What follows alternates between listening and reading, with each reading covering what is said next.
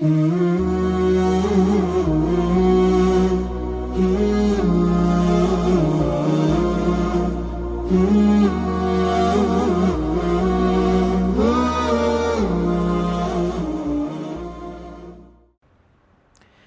الله الرحمن الرحيم. الحمد لله رب العالمين، والصلاة والسلام على سيد المرسلين وعلى آله وصحبه أجمعين.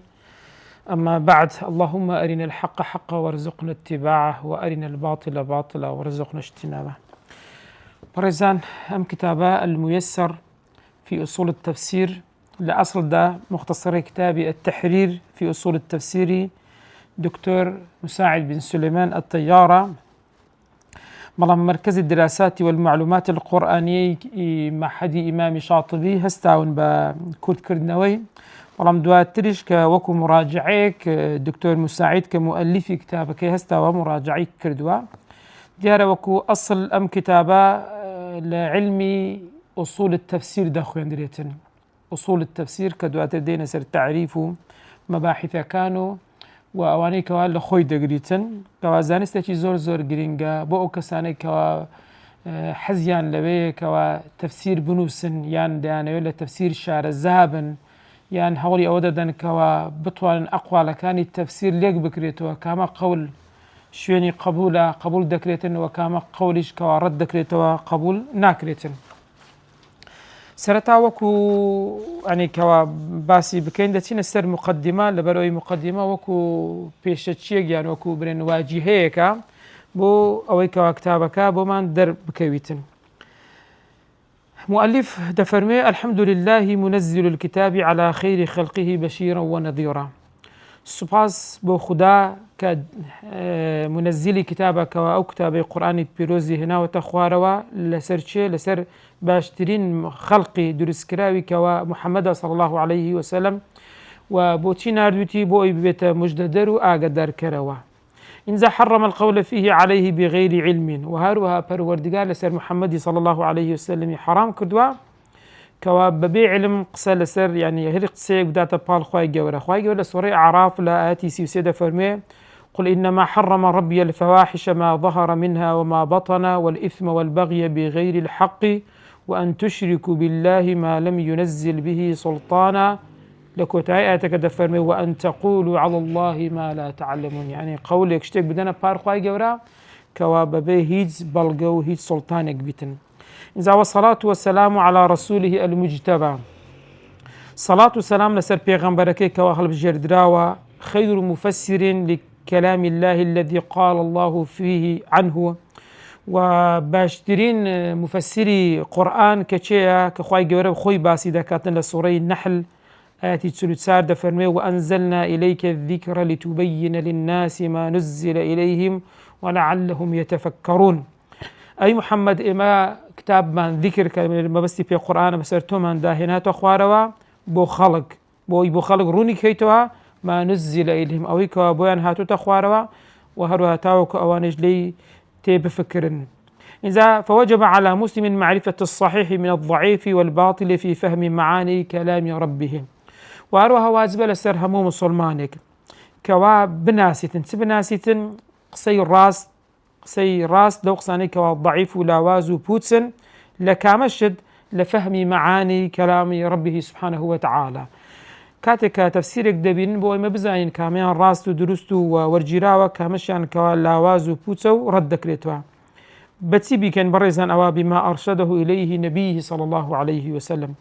بوي كوا بيغمبري خواب بو إمي آماجي بي كردو رنموني كردون بتي تريش وبما التزمه أصحابه الآخذون عنه بوي كوا صحابي برز بيوي بيوزبونا وأو تفسيريان وأو تبيانيان لبيغمبر صلى الله عليه وسلم وقرتوا. إنزع العالمون بطرائق تأويلهم شارزان برقا كان تفسير كردني. أما بعد، إنزع فإن كتاب التحرير في أصول التفسير للأستاذ الدكتور مساعد بن سليمان الطيار من أجمع كتب أصول التفسير. لمقدمة كواهات وضليت التحرير في أصول التفسير بو بروفيسور الدكتور مساعد بن سليمان الطيار كوالا باشترين يعني لا تساكترين كوكروي كتابكاني أو كتاباني كوان نسراون لأصول تفسير بن سينماكاني تفسيرا. وقد بذل مؤلفه حفظه الله دانەرەکەی هەوڵی دا بە خوددا بیپارێزێ جهدا كبيرا في جميع مادته کەوا هەموو مادەکانی کە پەیوەنددارە بە زانستی ئوسوڵی تەفسیر کۆی کردەوە و تەحصیلی مەباحثه باسەکانی هەمووی تەحصیل کردووە و تەرتیبی ئەبوابه و بابەکان و فەستەکانیشی بە شێوەیەکی ڕێک و پێک دایناوە و تحریری مەسائیله مەسئلەکانیشی هەموو تحریر کردووە یعنی هیچ شتێکی کەوا پەیوەنددار بەو نەبێ دووری خستۆ لەو فطابق عنوانه مضمونه ناوڕۆک التحرير في أصول التفسير لقرنا وروككي كباسي دكاتن مطابقي يكن وكويكن بوي ونظرا لحاجة الدارسين المبتدئين إلى مقرر دراسي في علم أصول التفسير بوتي كتاب يعني مختصر كردو بريزان دل لبروي دارسين مبتدئ يعني خوينري سرتاي أو كساني كدانوي شارزابا لتفسير أصول التفسير أوان بيوسيان بتيا پێویستیان بە مقرڕێکی دراسیات دانی دانراوێکی دراسی لە چ بابەتێک لە چ زانستێک لە زانستی ئوسوڵ التەفسیر و هەروەها سهل العبارەتی عیبارەتەکانی ئاسان بی واضح الإشارة ئاماژەکانی ڕوون بی قەریب الأمثلة نمونەکانی نزیک بن تاوەکو خوێنەر زۆر بە ئاسانی تیان بگاتن قليل الصفحات و پڕەکانی کەمن فقد اتجهت أنظارنا في معهد الإمام الشاطبي إلى تيسير كتاب التحرير في أصول التفسير لتلك الفئة هروها دواما لمحد الإمام الشاطبي أوما اللي تصور ذكرنا كوا التحرير في أصول التفسير تيسير كان يعني كرتي كان وأسان تليب كان بو تلك الفئة بو أو مجموعي كالسرتا باس ما كرد كالدارسين المبتدئين يعني أو كساني كوا خوينري سرتان دانا ولا زانستي أصول التفسير شارزابن تسيب كاتن أو محدا باختصاره وتهذيبه كتابي التحرير كرد بكاتوا وتهذيبه بختي بكاتوا ليكون في متناول المبتدئين من طبقة العلم تاوكو أو كتابا لبردستي خوينري سرتاي ببيتن والمثقفين عامة وهروها روشنبيران كواني بشيويتي قشتي روشنبيريان لا فجاء هذا الكتاب الذي سميناه أو كتابي كوا أما داومان لكرد أو كتابا من بوهات كاوي تازا باس ما كرد كناومان ليناوا الميسر في أصول التفسير ميسر لأصول ابن سينا كان التفسير ميسر يعني آسان كراو لا يسر وهاتوا بوتي ليوافق اسمه رسمه تاوكو ناوكي لقر وينكي يكبي بيتن والهدف المنشود منه وأروها أو آمان زي كوا داومان لي كردوا بي بجن كوا طلابي مبتدئين ليتي بجن بآسانه بويا ما حد ضليت أو بما قال ضلي وقد حافظنا في هذا المختصر على الترتيب والتقسيم العام الأصلي هولي أومان دعوة كوا ترتيبك وتقسيمك دابش كرنكي بشويتي قشتي وكو كتاب أصلك وكو تحرير بيتن فهو يتكون تبعا لأصله بويا كتكوين كراوة درس كراوة وكو أصلك خويوها لتنفصل من 5 فصول يعني شون أصلك لبينس فصل بيكدي أو مختصرش أو ميسرش هل لبينس فصل بيكدي أو فصلانش أو بريزان لفصل كما الفصل الأول أصول التفسير تعريفها وتاريخها لفصل كم باز لتعريف أصول التفسير وميجي أصول التفسير دكا كديكات بدو مبحث لفصل الدوام مصادر التفسير أوش كديكات بينز مبحث لمبحثي كم لباسي كم باز القرآن دكا لباسي دوام السنة لباسي سيم أقوال السلف لباسي تسوارميان اللغة لباسي بينزم الإسرائيليات هروها الفصل الثالث كيفية تفسير القرآن ليش باز تسوني تفسير القرآن دكاتن كأوان باز لسيم مبحثي لخو دقريتن يكم يعني النقل دوميا الاجتهاد نقل ما بس في التفسير بالمأثورة دوميا الاجتهاد ما بس في التفسير بالرأية سيميا العلوم التي يحتاج إليها المفسر بالرأي أو زانستاني كوا بيويستا أو مفسري كدوي بالرأي بالاجتهاد تفسير بكاتن دبي أو زانستانا هر هموي لابتو شعر زايتي طاوي هبه فصل شهر بريزان الاختلاف في التفسير والإجماع عليهم باس لا أوشيراني كوا مفسرين خلافيان لسرها وهارو أوشيرانيش كودنجان لسر إجماع زابر لو يبتسيت أنواع اختلاف إجماع كذا بسرتا باس أسباب الاختلاف بكا بويا لسي مبحثة بيتشي هنا وانفصلا لفصل لسي مبحثة لمبحثي كم أسباب الاختلاف هو كاركاني بوني خلاف لنوان مفسرين دواميان أنواع الاختلاف زوركاني اختلاف تنزور اختلاف من هيك دواتر إن شاء الله دين السيرة باسي دكين سيميان مبحثي سيم لفصل سوارميان الإجماع في التفسير يعني هنديك شوين تفسير كودنجي لسرا لفصل بينزم كوتاي باز لقواعد التفسير دكاتن أو دكاتة دو مبحث من المبحث كم باز لتعريف قواعد التفسير وزوركان ذكاء لدو مشان باز لأمثلة تطبيقية لقواعد التفسير دي قاعدة كان دي نتسل سرسن نموني كوات تطبيق ذكرت وبراكتيك ذكرتن بو أويرونو أشكرابه بو اللي رام حدي إمامي شاطبي ضلي كما رعي في هذا المختصر المحافظة على عبارة الأصل قدر الإمكان دريت سعوديري أوش كراوة يعني مراعاتي أو كراوة أو مختصرة هول بدن كوا عبارات أماجكاني أصل وكو خوي بمنيتن عندي كوا بكري دسكارين كريتن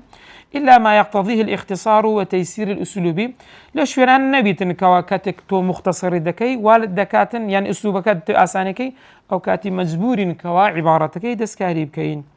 وهروها وأعيد رسم الخرائط الذهنية وفق ما تم في الاختصار مع زيادة في عددها ولكوتاي مبحث كان جيان لجير هر مبحثك كوتاي ديتن خرائط يشي كرديات نقشة يشي كرديات نقشة يشي بو زيادة بو مشكوا بطواني اختصار بكري آسان بكريتو زور بآساني لي يعني حفظ بكريو وتيب جيتن وهروها وختم كل فصل هر فصل كوتاي بهاتوا بخلاصة تجمل مسائله هر فصلش كوتاي دي ملخص هي يعني كراوية هي مسائل كان لويت دا بإجمالي ببيت تفصيل بس كراوة وتجمع مهماته وهروها مجرجة كانت دا كراوتها وألحق بها أسئلة تقويمية مناسبة لفئة المستهدفة ولكوتاي شان برزا وكو ملحق هاتوتسن بسيارك أو بسيارنا وتقييمي خوينر بكاتن يعني أو كسيك كتابك يدخلن بزاني سنتي جيشتوا هدفتك بو أويك بو تيجيشني مبتدئين وهروا دفرمي وكان من منهجنا في الاختصار والتهذيب منهجي أما لكرد كرنو بوغتا كردن سمان كردي باريزان دفرمي حذف الاسترادات والمسائل التي لا تلزم المبتدئ معرفتها أشوينك استرداد أويات ولا شوينك دسيوشن دو هذا قريتو السر أصلا كي تفرمي أشوينا أنا ما نحذف كردو وأو مسألناش كبيزنا كمبتدئ قتابي سرتا بزاني داعينيا باز بكين هروا والاقتصار في التمثيل للمسائل على مثال واحد لهر شوينك نموني بو هاتبتوا تنها يق نمونه هاتوا نمونه كانت ترحذف كراوا اجرتي لكتابه اصلك يا خوي سي نمونه لوي هاتوا كامل مش اختيار كراها وهو اوضح امثلتها في الكتاب واقصرها كاميان لهم يرون ترى كاميان لهم كرترا هروها كما تم حذف الأنشطة الإثرائية التي تتضمن قراءات مقترحة للتوسع والاستزادة في موضوع الكتاب لو شوينانيك بهرمند الدكا يعني زيادة بيدادات لاقتراحات بيش نيارا كان يعني زيادة كردين لبو أو موضوعي بقري وسارة شوينانا أو أناش حذف كراوة داري داعينية بيزناكا مبتدئ بزاني هروها البحوث المقترحة للمتقدمين في هذا العلم أو باسانيك وبيش نياركا بو سرتايا كان لو زانستا يان ديانوي خوان لو زانست شارزاب كان وختاما نشكر فضيلة الشيخ الأستاذ الدكتور مساعد بن سليمان الطيار على مراجعة هذا المختصر سباسي دانريش دكين دكتور مساعد كربخوي كدانري كتابك ودواي أو كمحد إمام شاطبي اختصار يعني كردوة دايتي أنا بردست أوج مراجعيتي كردوتها وتوجيهه بما يقومه هروها وأراستاني كتقييم كتابك بي كردوة ويحقق مقاصده ما بستكان كداوا كراوة تيدا بيتدي كما نشكر من حكم أصله من ناحية العلمية أو منهجها رسباسي هم أوانج لكن كالتحكيم أصل كتابك كان كردي التحرير لروي زانسي لروي منهجوا وكل من كان له أثر فيه وسباسي هم أوانج لكن كاريجريان هبوا تأثيريان هبوا لسر نسيني أم كتابها ونسأل الله عز وجل أن ينفع بهذا الكتاب دعوالا پروردگار دكين كأم كتاب سودي هبيبو خلق وأن يجعله حقا وصوابا وبك براستي وصوابت إنه سميع الدعاء پروردگارش جيبستي دعاء كان وأهل الرجاء أهلي كواشيني تكال پروردگار بكين وآخر دعوانا أن الحمد لله رب العالمين ودعاء دعوة كاريش من أويكا سباسي پروردگاري همو جهانيان دكين أو وكو مقدمة بيشتشيك برزان بو كتابي الميسر في أصول التفسير تأتينا السؤال الفصل الأول كباز لأصول التفسير هم تعريفها وتأريخها باز لبيناسكي دكات وباز لميجوكش دكات دكات بدو مبحثي كم المبحث الأول تعريف أصول التفسير المبحث الثاني تعريف علم أصول التفسير المبحث الأول تعريف أصول التفسير لو باز لبيناسي بنسينەکانی تەفسیر دەکا بەڕێزان. أولا تعريف الأصول لەبەرەوەی ناوەکە أصول التفسير لە مڕەکەبێکی إضافی پێک دێتن بۆیە مڕەکەبش دەبێت مەسەرەتا وەکو مفرداتەکان تعریفیان بکەن ئیزە دواتر وەکو مڕەکەب وەکو علەمێکی مڕەکەب لەگەر یەکەوە تعریف بکرێ. پێناسەی الأصول الأصل في اللغة أسفل الشيء أصل لروي زمانواني يعني جيروي شتكا، ولهذا قيل في تعريف الأصل بولا بيناسي أصل دا وتراوى هو ما يبنى عليه غيره أوية أصل أوية كشتيتر لسر بناء ذكري لسر دروس ذكرتن. ومن هذا التعريف أخذ تعريف الأصول في العلوم جابوا لهمو زانستا كانش بمشي وورجيراوى كتسونا بأنها الأسس التي يعتمد عليها علم ما أو بنسيناني كوازانستك اعتمادي لسردكا بشتي بيدا بستي بحسب إضافته إلى علم من العلوم ببي أو إضافة دانا بالي أو زانستا بو زانستا كان بون منا علمتي أصول التفسير، بون منا أصول الفقه، بون منا أصول الحديث سير كان كوا همود رايتا بار خلشتك وكو أصلا كان دبيتا بنسينا. دوميا تعريف التفسير التفسير من مادة فسر لمادة إلى فعل ثلاثية كي لفسر والجراوة ومعانيها معناها كي تدور حول الكشف والإيضاح والبيان. معناها كي برزان سيا يعني درخستن رون كردنوا أشكرا كردن. والمراد بالتفسير هنا أدي ما بس ما نسيلا تفسير ليرا كتفسير القرآن، وعلى هذا فالتفسير في الإصطلاح تفسير لروي بيان معاني القرآن الكريم رون كردنوي معناي قرآني بيرزا كواتا أو تعريفك تعريفة شي مختصرة وتعريفة شي لطاني برين جامعة ومانعيشة بابزان لتشندر جامع ومانعة يعني لتشندر همو أو يكال بيوس لخوي بقري لخوي دقري ولا تشندر جريقري لو يكا أو بيوزناك بيتنا أو تعريفة ريلي دقريتن بون مرد فرمي وخرج به بيان المعاني كما ظلن بيان معاني القرآن كما كان خارجا عن حد بيان المعاني هارشتك لعلوم القرآن قرهاتو لخزمتي معناها النبو بمعنى القرآن وكتسي كبيان كيفية الأداء الذي هو من علم القراءات كيفية أداة سنتي خلنا القرآن أو لعلم قراءاته أو الداخلي بيان معاني القرآن نابتا أو بيان عدد آي السورة التي هو من علم عد الآية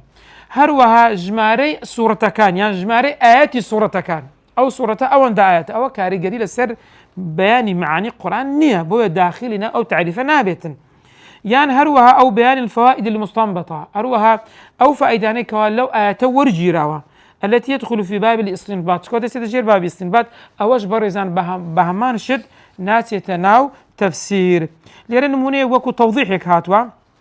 ابن كثير رحمة يخايل بلا تفسير كي خواي جورد فرمي كرام بررة لسورة عبسة لآيات شازدة تفرمي أي خلقهم كريم حسن شريف وأخلاقهم وأفعالهم بارة طاهرة كاملة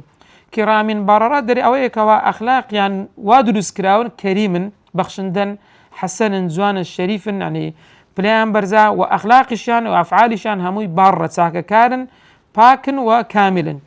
إنزا ابن كثير رحمة الله بدفنه ومنها هنا ينبغي وشيء ومنها هنا ليرى التفسير زاد بيت استنباط يعني أو لو توري دقريتن تفهم ينبغي لحامل القرآن يكون في أفعاله وأقواله على السداد والرشاد بيويستا هالجيراني قرآن كوال كردوو لقول كانيان هردوشان لسر راستي ولسر رنموني درزبن بويا جملة كم هتاوكو دكاتا ومنها هنا أو بيدا قتل التفسير ومنها هنا تاوكو كوتا يكتازا باسمان كرت أو بيدا قتل استنباط بويا استنباط ناسية ناو بيان معاني القرآن أو تعريف أصول وتعريف تفسير دين السر مفسر تفرمي والمفسر هو المبين لمعاني القرآن مفسر رنكروي معنى قرآني بيروزا ويدخل في هذا باب زان شيء مفسره يعني شيء دقرتوا كل من كان له آراء في التفسير هركسي كوابوتسوني هبل التفسير في دقتري مفسر لبرتي لبرأوي قولكي قسكي رنكروي لبو معاني قرآن وكان ممن تصدى له وهروها أو كسانش كوا حول ينداوى التفسير بنوسن والتدريس يعني أو التدريس يعني تدريس خوێندنەوەی تفسير بکەن ئەوانەش بە هەمانشت داخل دەبێن بەرام وەکو ئەساڵەتەن نا ئەوانەی کە تدریس دەکەن بەڵکو ئەوانە وەکو دەتوانین بڵێن نەقلی تەفسیریان کردووە. ئێستا وەکو مفرەدە باسی ئوسوولمان کرد، باسی تەفسیرمان کرد، باسی مفسرمان کرد. اینجا دێن تعریفی مركب وەکو أصول التفسير كمركبة إضافية. دفرمي أصول التفسير الأسس العلمية التي يرجع إليها المفسر حال بيانه لمعاني القرآن وتحريره للاختلاف في التفسير. أصول التفسير تبرزان الأسس العلمية أو بنسين الزانستيانية التي يرجع إليها المفسر كمفسر بيوسف بوي بقريتوا تكاتك حال بيانه لمعاني القرآن لو كاتك كدوي معناي قرآن بكاتن بياني معناي قرآن بكاتن ولا تكاتي تريش بيوسي بيها وتحريره للاختلاف في التفسير كاتك دقات شوينك آياتك خلافي لسرا بوتسوني زانان مفسر جوازن لو كاتت ديسان تون تحريري دكي تون قولي صحيح لقولي ضعيف ليك دكيتوا لو كاتش تو بيوسد بس هي بيوسد بزانستي أصول التفسير هي كواتا لبو بيان كرنكي ولبو تحريري اختلافكش لبو هردوشان بيوسد بها. ومعنى ذلك أن أصول التفسير تستخدم في حالتين كواتا أصول التفسير لدو كاد بكاردي برزان لدو حالتان. الأولى حالية كم في حالة بيان المعاني ابتداء تولا سرتا كاتك بيوسد برون كرنوي معناي كلمات آياتك بيوسد بأصول تفسيرها لبرتسي بيوسد بها فمعرفته لأصول التفسير تمنعه من أن يأتي بمعنى ضعيف أو فاسد. شارزايبون لأصول التفسير دبيت الرجر لويك وأتو معناك بيني أو معناها لعوازة يعني معناك بيني أو معناها فاسد بيتم بويا أصول التفسير اللي ريار ما تددات لناقر أتو معناك بيني كمعناك الضعيف بي يعني فاسد بيتم. دوم يعني حالتي دوم كأصول تفسير لو حالتك تستخدم بكاردي لو حالتي دومش في حالة الاختيار أو الترجيع بين الأقوال مختلفة كاتك دبيني لآياتك دو قول مان هي يعني زيادة لدو قول مان هي تون ضلين كاكا أو قولا راجحة يعني أو قولا هرب جيرين يعني ميل مان لبو أو قولي بي غير دبي مستند مان هبي دبي بالبشتي مان هبي تنخلا ويستي خومانية ترجيحي أول سلوي تربكين لو حالة أما بيسمن تسان بتسيب بأصول التفسير أصول التفسير تسان بنمايك بيد داتن لنا أو قولانا ضفرمي أو اختيار بكلا أويان درسترا زال لبرتسن مستندك كدواتر إن شاء الله قرقوات من بدا باسدكين بإذن خواهي قورا. إذا دفرمي إذ الاختيار أو الترجيح لا يكون إلا عن علم بالقواعد العلمية وقرائن الترجيح. هل بجاردني أو قوليان أو قول بيش أو قولي دخين لبرتسي نابتا إلا عن علم من القواعد العلمية بيوز مان بتسهي بقواعد زانستي كان باب قاعدة كان زانستي وهؤلاء قرائن الترجيح ياسا كاني بيش خصن بس ياسا قام قولي بيش قولي دخي دواتر أماك لأصول التفسير أو أنا باز ذكرين وإلا لم يكن مقبولا أقروانا بيتن أو قبول نابتن كواتا زانستي أصول التفسير ببي أو كتازة باس ما كنت برزان زانستي شي زور جرينجا. دين سر أهمية أصول التفسير. أصول التفسير هي المعيار سيركا بيور الذي تقاس عليه يعني تقاس به الأقوال. أما بيور يكمان هي بوي أم بيور دين قول كان لسر أم بيور ستكين معيار دكين يعني دين بيوري دكين ويعرف الصحيح مما هو دونه بهوي أو بيور قول الراس دكين دناسين وأويك الراس جنيا يعني أويك الضعيفة يعني فاسدة بدوري دخينوا ولولاها أجرهات أصول التفسير نبي ما كان عندنا ما نضبط به الأقاويل أقول كان تنضبط بكين سندان قولها الناكري هم قول كان يجدرز به كدوات الدين السري عندك قولها تضاد آخر ناكري أو شتانا بو لو حالتنا بيسمع بتسيه بعلمي أصول التفسير هي ونعرف الفرق بينها إذا بهوي أودطانين قولي فاسد وقولي صحيح ليك بكينوا. مسائل أصول التفسير مسألة كان أصول التفسير برزا أهم مسائل هذا العلم ثلاثة أمور كلية أمري كلنا يكمن مصادر التفسير وطرقه مصدر كان تفسير الرقاكاني دوم يعني الاختلاف في التفسير بعض الاختلاف في التفسير ده كان إذا أسبابه أنواعه هو كارتي مفسرين خلاف يعني هي وزور كان خلافش اختلافش سيم يعني قواعد التفسير المبحث الثاني دعاوي كتعريف تفسير ما كرد وكو أصول بمفردي وهروها بتعريف شيء مركبيش إذا دين سر ميجوي زانستي أصول التفسير. يمكن تقسيم المراحل التاريخية لهذا العلم إلى 3 مراحل.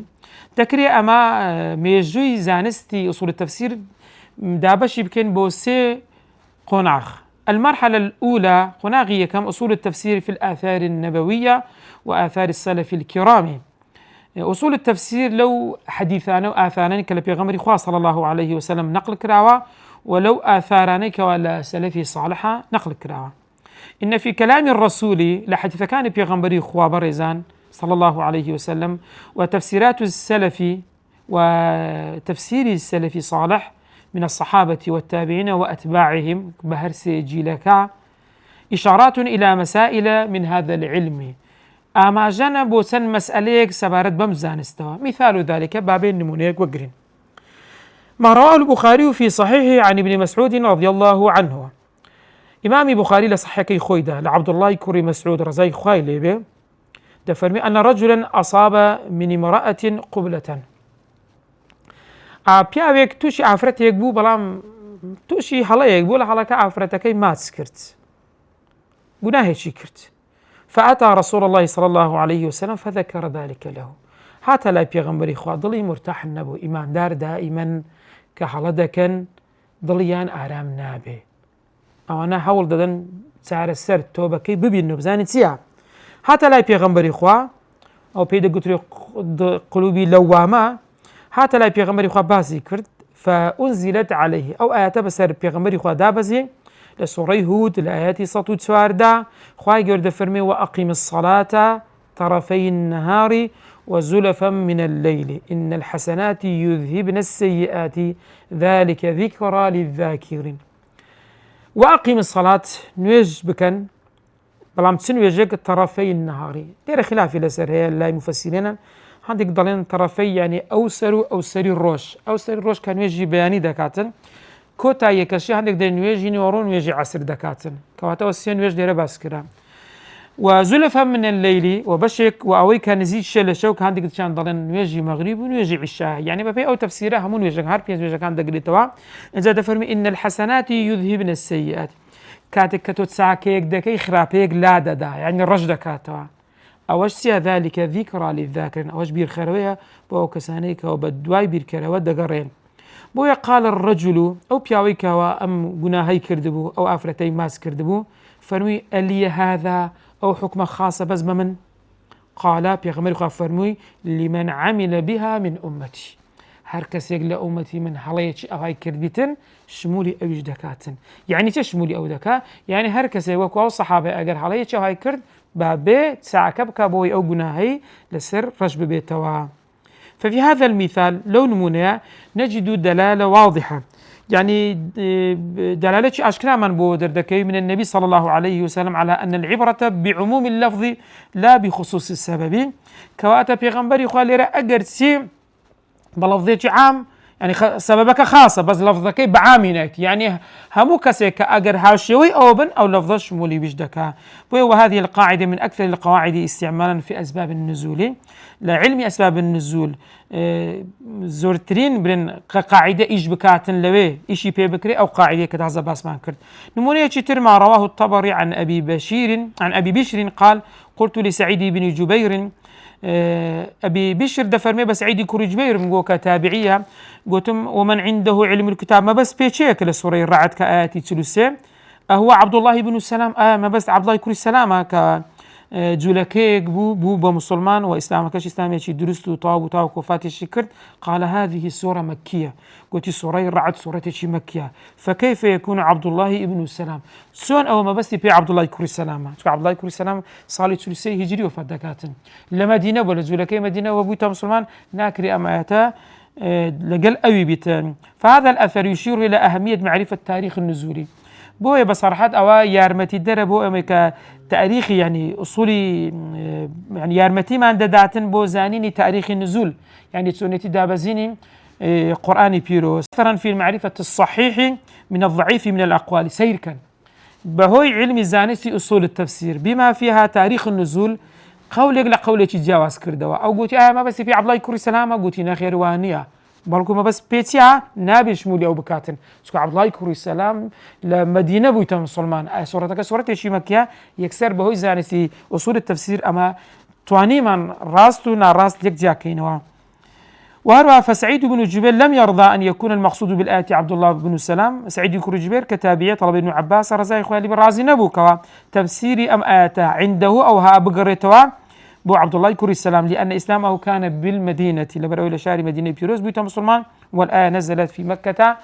قبل الهجرة لمكة بيش هجرة دابزيا. مرحلة دوام برزان قناغي دوام مرحلة التدوين الضمني لمسائل أصول التفسير قناغي النسينوا بلام نسينوية تشينا راستوخو ضمني لمسائل بو مسألة كان أصول التفسير. كانت مسائل أصول التفسير قبل أن تستقل مدونة ضمن مقدمات التفسير. سرتا أصول التفسير مسألة كان أصول التفسير وابو برلوي كاستقلالي خوي سرب خوي وربقريتن لجير لناراستوخو لمقدمات تفسير دنسرا يعني مفسرين ككتابة كان تفسير ذكر لمقدمات هندكشتان دنسهم بما فيها أصول التفسير تدابو. هروا هو بطون كتب التفسير لأنه كتب التفسير كان يشبه ماشة أصول التفسير مسألة كان تدا باس كلاب وعلوم القرآن وأصول الفقه واللغة أوانا هرهمان أقربيو سيريان كان لنا أوانا تسيه برزان لنا أوانا أصول التفسير مسألة كانت تدا باس كراوا. وسأذكر بعض الإشارات عن ذلك تسنموني لو أنا بعض ذكاتن بوئي كارون برتصارونيها بيتن يكم يعني مقدمات المفسرين رابسين السر مقدمات المفسرين باب زين مفسر تسول بيشتشي كتابك يخوان تفسير كان يخوان باسيا لمسائل أصول التفسير كردوها. اعتنى أكثر المفسرين بالتمهيد لتفاسيرهم بمقدمات تطرح فيها عدد من الموضوعات. مفسرين تمهيد كان دائما تمهيد وكو مقدمه لسرتاي تفسيرك خوان دانا ولا طرحي تيان كردو باسي تيان كردوا مجموعه لبابتكان ويغلب عليها ذكر مسائل من أصول التفسير. لو بابتان كباسيان كردوا لو أنا تي تداهبوا مسائل أصول التفسير تداهبوا منها على سبيل المثال بونمنا مقدمة ابن جرير الطبري مقدمة كتابي جامع البيان في تفسير آية القرآن كإمام طبري لصار سياسة دوفاتي كرديا لكتابك يخوي باسي تسنشتك دكا لو أنا باز لو دكاتن كوا القول في الوجوه الذي من قبلها يعني أو قولاني كوا واد لدكا سرد تشيشيتن بو جيشتن بتفسير القرآن وهرا باز لو خبرانا دكا كوا إنسان لخوي وتفسير القرآن نكاتن بالرأي وباز لهندك شدك علمي تفسير خوتان فيركن باز لو مسائل هندك كوازور جرينجا هروها باز لا أوج دك تنت تفسيرك ولا صحابي برز كراوة أو هميان أصول تفسيرها. هروها مقدمي تفسير الراغب الأصفهاني كصالة صار صد وفاتي كرديام بهمان شد أوج مقدمي شيء لمقدمة كي تفسيرك خوي باز لتسن مسألة دك يقلوا أنا الفرق بين التفسير والتأويل. وهروها باز لو اشتغلنا دكا كوا جرهاتو بالتوي تفسير بكي بيويسا مفسر مجموعة شروطك يا دبي شهر زاية شي تساعي تذهب إنزا دوم شد برزان بطون كتب التفسيري يعني إلا ناو تفسيرك نقل مقدمة هل ناو تفسيرك إلا أثناء تفسيرك أجر سيركن دبيني أشتغلنا لأخوان عند قريتن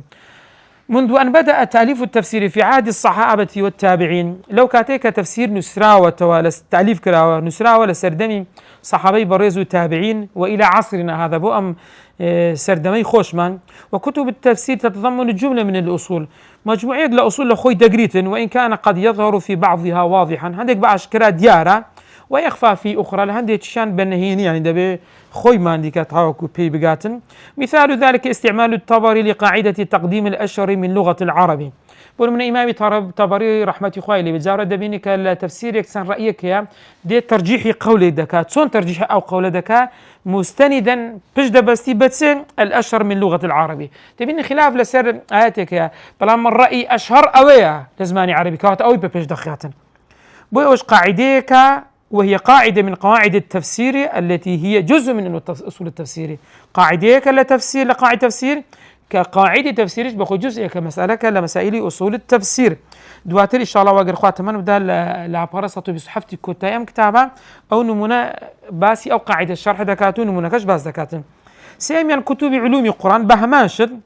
أصول التفسير مغاير لعلوم القرآن، أصول التفسير جوازة لقل علوم القرآن، وذلك ظاهر باختلاف الإضافة أو علوم القرآن أو أصول التفسير أو واضح ديارة. فأصول مضافة إلى التفسير، والتفسير جزء من علوم القرآن. أصول إضافة ذكر بو تفسير، والتفسير جزء كالزان استكاني قرآن، وبهذا يكون أصول التفسير جزء من علوم القرآن. كواتا علوم القرآن قورة سرا فراوان سرا لناو علوم القرآن سمان هي زانستك مية نفس زانستانا بيدا قتري أصول التفسير. ولهذا تضمنت كتب علوم القرآن بعض مسائل أصول التفسير. لبر أوي كتمشادك كتب كان علوم القرآن كاتك كسير دكين هندق لمسائل أصول التفسير لخوان دقرن. ومن أوسعها طرحا لهذا لهميان فراوان برزان كتاب البرهان في علوم القرآن إمام الزركشي كصالح حفصة ونوت تسار وفاة دكاتن تقريبا سلو حفظ مسألة سلو حفظ علم لزان استكاني القرآن بازدكاتن. دواتر الاتقان في علوم القرآن للسيوطي إمام السيوطي كصالح نوصة يازده وفاة دكا أوشان تقريبا دقينته هشتا علم لعلمكاني قرآن. ودواي أوانش ابن عقيلة المكي كصالح هزار وسطو بنزا وفاة دكا لكتابه الزيادة والإحسان في علوم القرآن أوان تقريبا زانست كاني قرآن دقينتا صدو بنزا وتسار زانست كاني قرآن. توارم لو كتاباني كأصول التفسير لنا أخوي دقريتن تيا برزان كتب أصول الفقه. كتب أصول الفقه تضمنت كتب أصول الفقه مباحث تتعلق بتفسير القرآن. لو أنا بسيار بكري باشا أصول التفسير لتشي أصول الفقه لتشي بولا أنه أصول الفقه باسي أصول التفسير كراها برزان والله مكي أوي لأن القرآن المصدر الأول من مصادر الفقه. لبرو القرآن مصدر كما تسكى أصول الفقه بخوي هندي شان كان دو بشي سارتشي باش يكن باس أدلة أحكام ده كان لباش يدوم باس لا استنباط الأحكام ده كان لو أدلانا عندك دي كان باش يسامج بس يسامج أو كباس لمسألة تقليد دكريتن زي لمسألة أدلة أحكام يكم دليل يكم مصدر لمصادر تشريع إسلامي في القرآن بقول لو مجبور بعض السبب بعض لا أصول التفسير كان كوابيسي بها. ومن أنفس ما طرح مسائل أصول التفسير الشاطبي في كتابه العظيم الموافقات. أما كتابي كمان هي الموافقات في أصول التفسير شيء إمام شاطبية تمشاهدك يعني لها مو كتابة كان أصول التفسير كوزيات السودي هبتن مسائل أصول التفسير أو كتابي كأصولي إمام شاطبية بينزم يعني كتب اللغة برزان كتب اللغة بهمان شد لا تخلو هذا الكتب من بعض مسائل التي لها علاقة بأصول التفسير أو يعني هرد بيت باسي بكن وخاصة التفسير اللغوي. ولو مسألة نش إساك باسي بكن يقلو أنا أبو عبيد القاسم بن السلام كصالد الصوت بتسار وفادك باسي مفردي سرقتك لكتابك خوي غريب الحديثة ليرد سدكاتن دفرمي هندك سيك أن في القرآن ألسنا سوى القرآن ديار أبو عبيد صالد الصوت بتسار كوفاتي كده رازين لويك القرآن بلي ولا كلمة تداه أو كلمة عربية عجمية. ولقل أوجدا هندق ولامي ددنوا تكاو بلغيتي هي دفرمي خواي قد فمنا جعلناه قرآنا عربيا دبي هم عربي بيتن بلام لقر أوجدا أما قصير كان سندان روايات ما لعبد الله كوري عباس لمجاهد لعكرمة غيري وانش تسنموني أنا درين كاكا هندق كلمات ما هي لقرآن عربي أصلنيها. لو أنا مثل كلمة سجيل المشكات أليم الطور أباريق استبرق وأوانه هم ينظرين كاك أو كلمة لا أصل ده أصولي عربيين عجمي ورجراوا بلان بكارهاتوا. فهؤلاء أعلموا بالتأويل من أبي عبيدة أوانه لا أبو عبيدة أخو أبو عبيدة صالد صوت بالسار وفاتي كذا أخوان الصحابة وتابعينيها لجيل دواء لأتباع التابعين جاوا بويا هردو كان راز ده كان صندرن هردو كان راز ده كان أو كلمة أنا أجل سير يعني كان برزان لا أصل دا عربينيا بلان برلوي القرآن دابزي عرب أو كلماني ورقرتوا برلا دابزين القرآن وري قرتي وبكاري هنا وبو بعربي دواتريش كقرآن دابزي أو كلماني تدا بكاري هنا وبو اللي رهيج إشكاليك مانيا أو أني كضلن لقرآن دا وشيء غير عربي نقص كان راستا لو روا تسكو عرب بكاري هنا أو أني كدشلين هي ما بس يعني برلو القرآن دابزي أو كلمانا أصلي تليان هي كتا قناق برزان مرحلة التدوين المستقل لمسائل أصول التفسير لمرحلة قناغي كم قناغي دوم قناغي سيم استقلالي خوي وردقري لبيت زانستيتشي سربخو وكو خوي داد درجريتن ئەوەش کە باسمان کرد سەرەتا لە ئەحادیثی پێغەمبەر دواتر لە ئاثاری سەحابە و تابعین وەرگیرا دواتر مەسئلەکان سەبر بە سەبر ینی لەسەر خۆ هەستا بۆ علمێکی سەر بە خۆ جیاوازە زانستەکانی تر کتوبی لێ تێدا تەعلیف کرا و لەو کتوبانەش کە زۆر گرینگە مقدمەی ئوصول التەفسیری شێخ الئیسلام ابن تەیمیە ڕەحمەتی خوای لێبی 724 لە معاصرینەش بەڕێزان کە لە ئوصول التەفسیر نووسرابێ ئوصول التەفسیر وقواعده لخالد بن عبد الرحمن العكي، دوميان أصول التفسير ومناهجه للأستاذ الدكتور فهد الرومي، سيميان التحرير في أصول التفسير للأستاذ الدكتور مساعد بن سليمان الطيار كأصل أم كتابة لو ورجيراوا. وصلى الله على سيدنا محمد وعلى آله وصحبه وسلم.